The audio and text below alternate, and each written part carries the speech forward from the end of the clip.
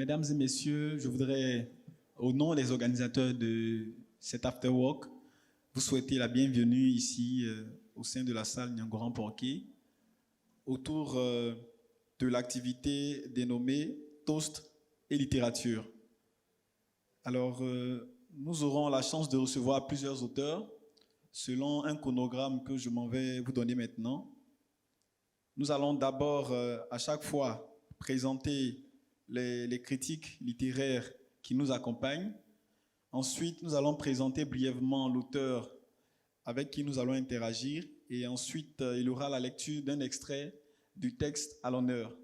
Après cela, les critiques vont interagir avec l'auteur. Et bien sûr, le public pourra aussi à un moment donné éventuellement poser quelques questions ou faire des contributions. Donc, sans plus tarder, nous sommes déjà assez avancés dans le temps. Je voudrais vous présenter en quelques mots les deux critiques que nous avons la chance de recevoir en cette fin d'après-midi. Nous avons d'une part M. Venance Conan, un journaliste émérite qui n'est plus à présenter en Côte d'Ivoire. Mais bien sûr, il n'est pas que journaliste, il est aussi et surtout écrivain, auréolé du Grand Prix littéraire d'Afrique noire. Ça se salue, s'il vous plaît. Merci d'avoir accepté l'invitation. À ses côtés, nous avons un sociologue bien connu, lui également, M. Valentin Zawi Degou, qui est sociologue et en même temps spécialiste des ressources humaines. Il va donc nous accompagner également dans les échanges avec l'auteur. On va le saluer, mesdames et messieurs, par des ovations. Merci aux balafoninistes. Et ensuite, je vous présente en quelques mots l'auteur que nous recevons en premier. La majorité d'entre vous la connaît, mais peut-être que les plus jeunes ne savent pas qui elle est.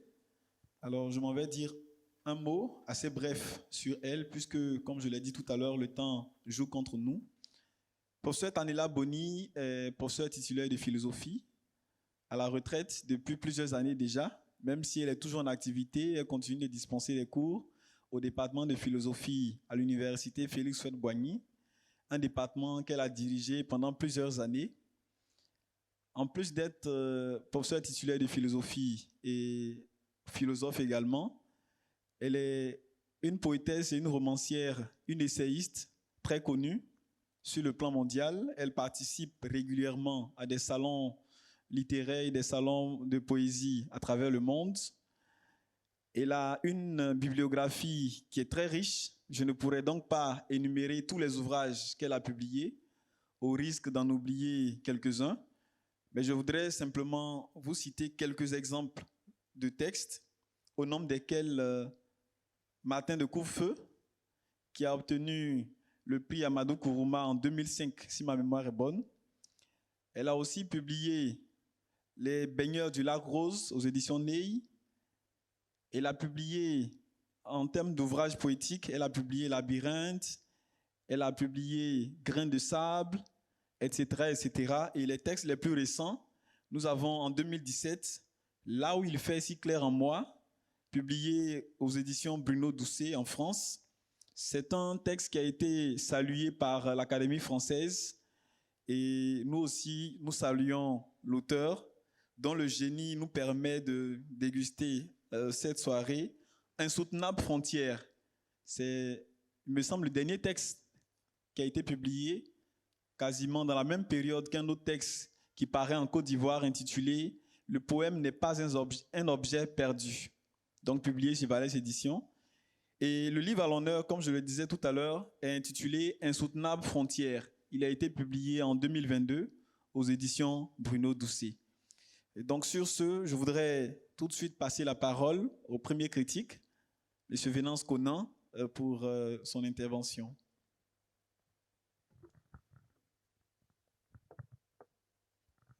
D'accord. Il me semble qu'on devait d'abord lire un extrait de l'ouvrage. Voilà.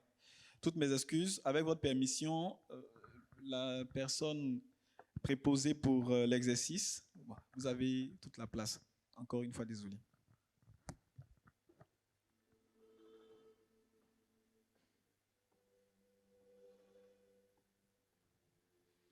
Pour toi qui marches dans une ruelle désaffectée, et pour toi qui viens ressourcer tes pensées près de l'eau apaisante, l'eau qui passe inaperçue parce qu'elle semble sans intérêt. Dans la vieille ville où tu ne comptes plus la légèreté de tes pas, voici le 100e mot que tu écris depuis le matin. Es-tu devenu plus riche? De la richesse, tu ne sais pas grand-chose, mais tu as appris à compter les grains du temps, plus subtils et évanescents, plus riches que toutes les richesses du monde. Les grains du temps construisent ta maison de vivant. Ils remplissent ton esprit de joie.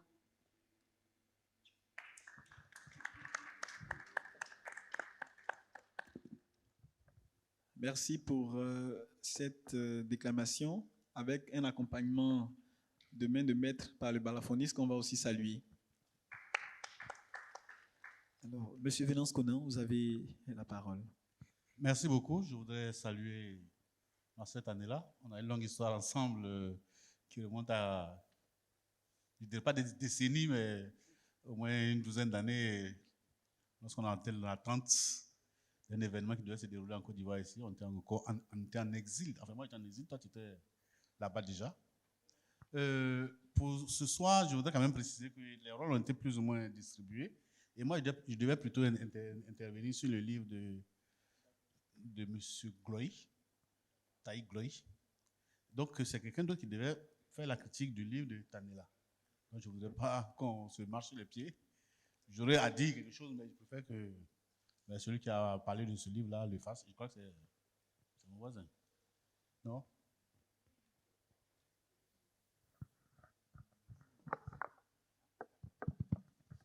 Alors, non, après, il y a le timing qui est assez limite. Déjà, je pense que l'objectif, si j'ai bien compris, au niveau de l'organisateur, c'est déjà qu'on fasse honneur pour cette année la Boni, parce que cette année, quand même, c'est l'écrivain à l'honneur d'ici là, 2023, ça s'applaudit. Pour l'essentiel, ce sont des échanges aussi qu'on peut avoir avec elle, des préoccupations, peut-être l'opportunité d'extinction de choses. Il est clair qu'on n'a pas toujours eu le temps de tout lire, mais n'empêche que pour ce qu'elle représente, il était quand même important voilà, qu'on puisse avoir cet échange avec elle. Donc, c'était juste préciser cela. Voilà, merci.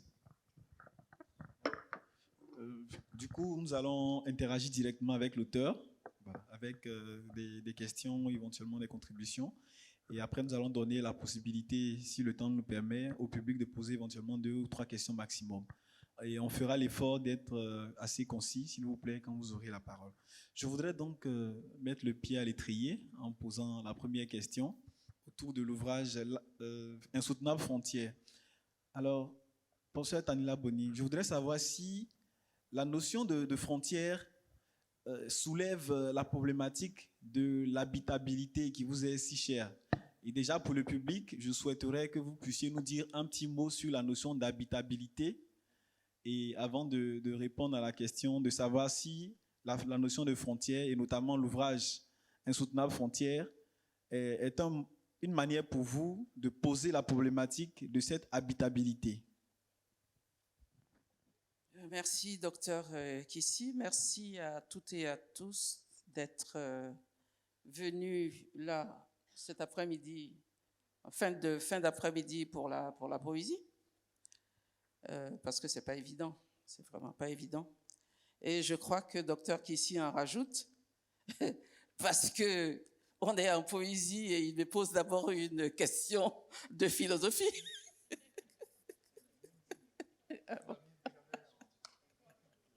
Donc, du coup, finalement, je n'échappe pas à la philosophie. Quand je dis je suis en poésie, on me dit, ah ben non, vous avez parlé de ceci en philosophie. Dites-nous si ça a rapport avec ce que vous dites en poésie. Oui et non. Oui. Qu'est-ce que c'est que l'habitabilité? Faisons simple et essayons d'être très, très clairs. Nous sommes toutes et tous sur la terre. Nous habitons sur la terre, quelque part. Sauf que ce n'est jamais facile d'habiter sur cette terre. D'abord, il y en a qui ont des maisons, il y en a qui n'en ont pas. Vous voyez? Il y en a qui sont chez eux, il y en a qui ne sont pas chez eux. Et troisièmement, même si on est chez soi, on est aussi séparés les uns des autres. Vous voyez? Bon, ça, j'ai essayé d'être assez simple et clair pour qu'on comprenne un peu. L'habitabilité, c'est l'aptitude et la capacité et la possibilité que nous pouvons avoir d'habiter quelque part. Or, aujourd'hui, c'est le plus difficile. Les politiques vont vous parler de quoi? On va vous parler de la croissance, on va vous parler de, évidemment, ici, on va vous parler des ponts qu'on va construire, de l'eau qu'on va mettre et tout ça. D'accord. C'est des commodités, hein, c'est des commodités. Mais j'ai coutume de dire que l'habitabilité, peut-être que ça commence d'abord par le bonjour et le bonsoir entre nous. Hein. Parce que si on ne se parle pas, ça veut dire que quelque chose nous a manqué. Hein. On est peut-être là, les uns à côté des autres.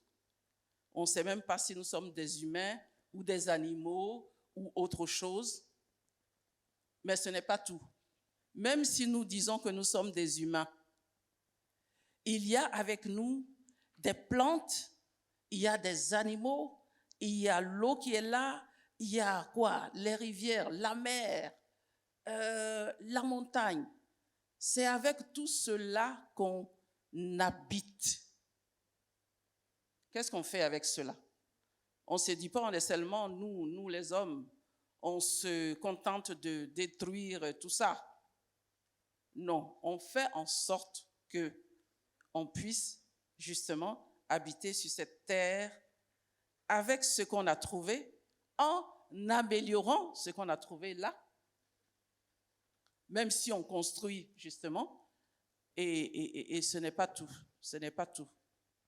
On pense à nous, humains, on pense à ceux qui et celles qui ne sont pas des humains, mais on pense aujourd'hui à aujourd'hui et on pense à demain. Mais on me dira, la frontière, elle vient faire quoi là dans cette histoire? Mais elle est là. Parce que nous sommes déjà séparés les uns les autres. Nous sommes séparés. Bon, je ne vais pas dans le sens de la philosophie. Revenons maintenant au recueil.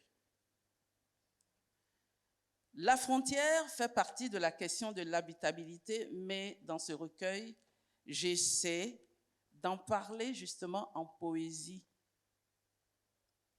On verra que dans ce recueil, Covid est là. Qu'est-ce que Covid a fait de nous?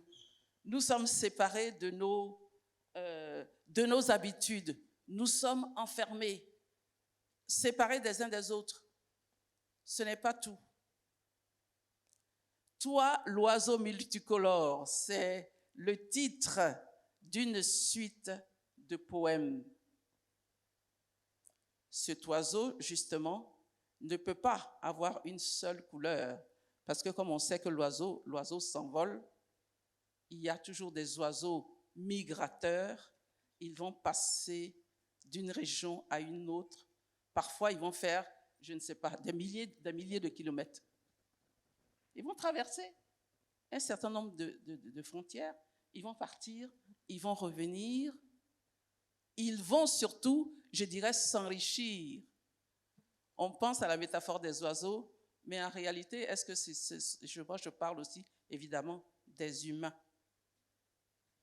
Ce n'est pas, évidemment, ce n'est pas tout. Hein. Il y a plusieurs suites de poèmes.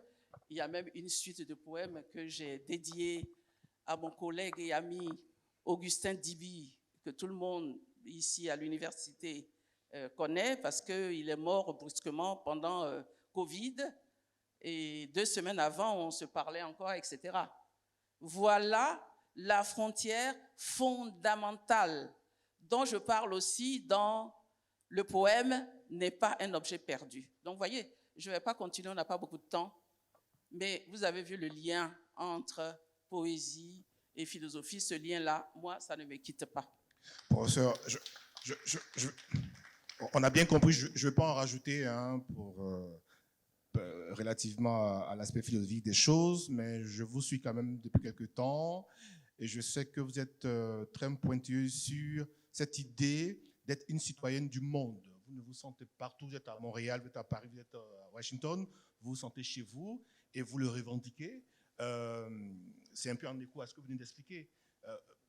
Pourquoi vous avez cette perception-là justement de la citoyenneté, j'allais dire, et non pas une autre? Et je finis avec ça, pour établir un lien avec le fait que cette fois-ci, vous étiez à l'honneur. Pendant longtemps, vous avez été célébré en dehors de vos propres frontières. Comment est-ce que vous vivez aussi le fait que cette année, vous ayez été l'écrivaine à l'honneur pour le SILA 2023? Ben, moi, je dirais qu'on est toujours très... Moi, je suis très heureuse, hein, je suis joyeuse d'être ici. Non, mais pour la bonne raison, tout à l'heure, quand je parlais de l'oiseau multicolore, l'oiseau, il naît quelque part, il a un nid quand même quelque part, non? Oui ou non? Ben oui, c'est d'abord ça. Et j'ai coutume de dire aussi que même si on est né quelque part, on vient donc de quelque part, même quand on s'envole et qu'on va n'importe où, nulle part, est-ce qu'on va comme ça au hasard? Je dirais jamais. On emporte avec soi tout ce qu'on a et tout ce qu'on est. C'est ça aussi qu'on oublie. Je ne peux pas dire comme ça, je suis citoyenne du monde. À la première frontière, on dit vos papiers. Même si ce n'est pas les papiers. Pire, ce n'est même pas les papiers. C'est ma peau qu'on regarde. Et on voit bien que dans Insoutenable frontière, il y a un texte qui dit « Noir, dites-vous ». C'est ça, c'est ça. C'est la première frontière entre nous, là. On n'en parle pas, hein, c'est... Évidemment, si on en parle, on va dire c'est racisme, c'est ceci, cela. C'est même pas ça. Parfois, c'est instinctif.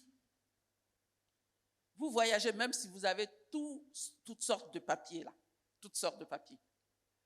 La personne qui est en face, il ne va même pas regarder vos papiers, justement. On n'a pas le temps. Moi, j'aurais pu vous raconter ici une expérience que j'ai vécue à Johannesburg. Incroyable. Non, Johannesburg. Nous sommes tous oui, professeur. Johannesburg, on est en Afrique. On n'est quand même pas quelque part là-bas en Europe. Je suis invitée à un colloque. J'arrive, il y a ceux qui sont blancs, entre guillemets, on va les mettre là, et on dit, ah bon, mais on dit, c'est une Ivoirienne. Hein. On me met de côté pendant 1 heure, à tel point que les personnes qui sont venues m'accueillir ont dû partir. Il a fallu que je me débrouille, qu'on m'envoie donc un autre véhicule pour me chercher. Je fais bref, c'est ça. Afrique du Sud, nous sommes en Afrique, on n'est pas en Europe.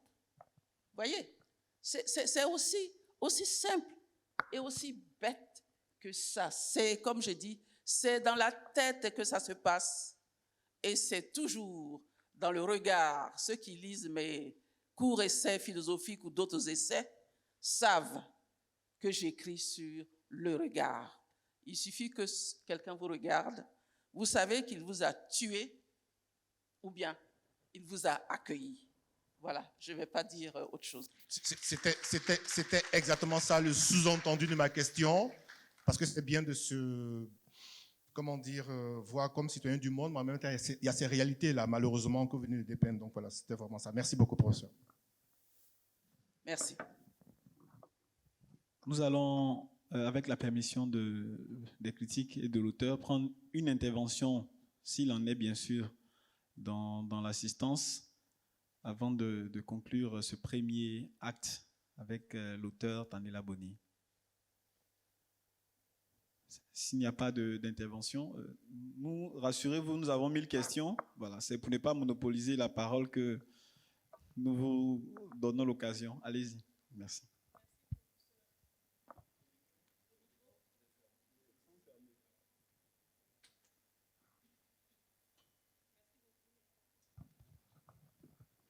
Allô?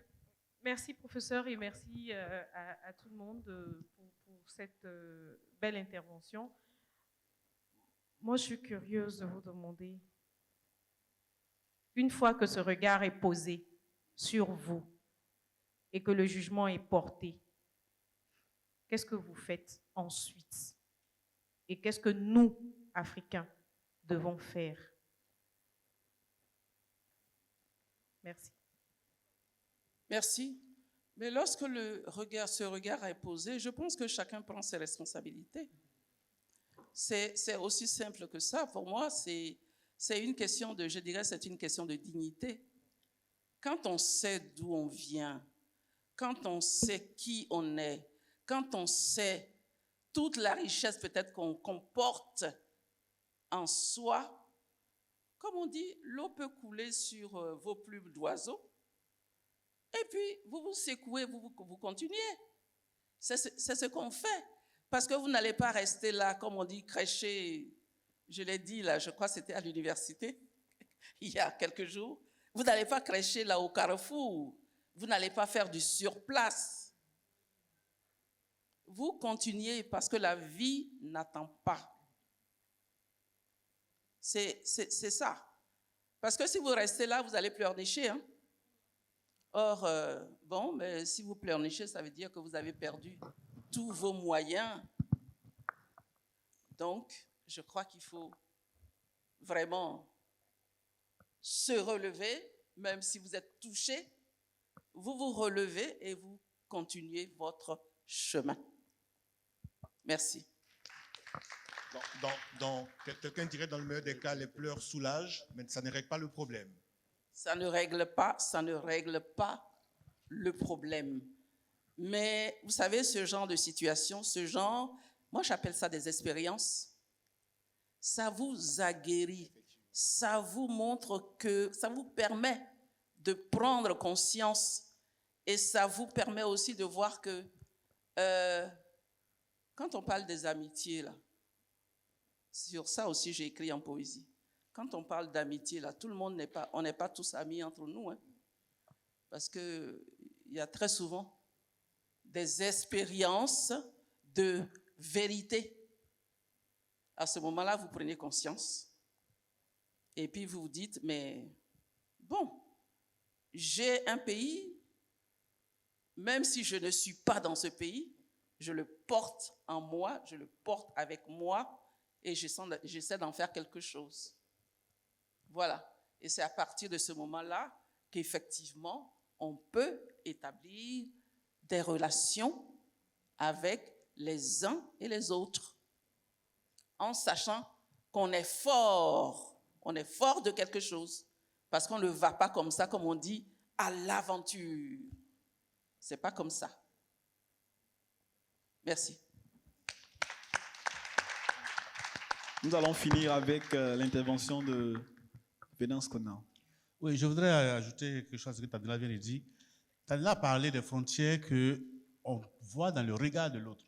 Lorsqu'on voit l'autre parce que vous êtes de telle couleur, vous avez un nez épaté, déjà, il y a une frontière qu'il fixe. Mais je crois que les pires frontières, c'est celles que nous-mêmes nous fixons, nous-mêmes, nous Noirs, nous Africains. Lorsqu'on voit l'autre déjà, nous nous bloquons nous-mêmes. Parce que, voilà, c'est ce complexe-là. Autant l'autre a son complexe de supériorité, autant nous aussi, on a notre complexe d'infériorité. Il y a le fait qu'on ne veut même pas s'assumer, on ne veut pas être nous-mêmes, et on veut la reconnaissance à travers le regard de l'autre. À la limite, c'est l'autre qui doit nous fixer nos limites. C'est lui qui va nous dire, oui, vous pouvez, oui, vous êtes beau, oui, vous êtes intelligent, oui, vous êtes doué. C'est lui qui doit nous juger. Et ça, je crois que c'est la plus grave des frontières. Je suis tout à fait d'accord avec ça. Tout à fait d'accord, parce que le pire, c'est entre nous. Je vais dire, c'est pas même évidemment entre blanc et noir, oui, mais entre nous, noirs, et ça, bon, on le sait, hein, On sait même que déjà la frontière existe entre nous, ici, qui sommes donc du continent, et puis ceux qui sont de la diaspora. C'est pas évident du tout, du tout, du tout, du tout. Moi, j'ai vu là aux États-Unis une femme aussi noire que moi qui dit « Ah non, non, non, non, non, non, mais moi, je n'ai rien à voir à faire avec l'Afrique. Hein. Moi, je suis américaine, je suis américaine. Vos histoires d'Africains, là, non, non, non, non, non, non. » Donc, vous voyez, pourtant, on regarde la peau, c'est la même chose. Hein. Mais même ici, ne parlons même pas de ceux qui sont partis. Parlons de nous-mêmes, ici, Exactement. là, ici. Déjà, dans les mêmes clans, à travers les castes, on se met des frontières. Maintenant, entre ce qu'on appelle les ethnies, on se met les frontières. Je ne parle même pas maintenant de pays à pays, etc. Non, les frontières, comme tu le dis dans ton recueil, ben, il faut qu'on bannisse toutes ces frontières-là. C'est dans nos têtes. C'est toi et moi. Voilà. Quand on regarde l'autre en disant « Ah, il est ceci, il est cela, il est, ou elle est ceci », c'est là les frontières. C'est pas blanc et noir. Exact. Ni avec, Alors, merci aux intervenants. Nous allons acclamer l'auteur Tanela Boni.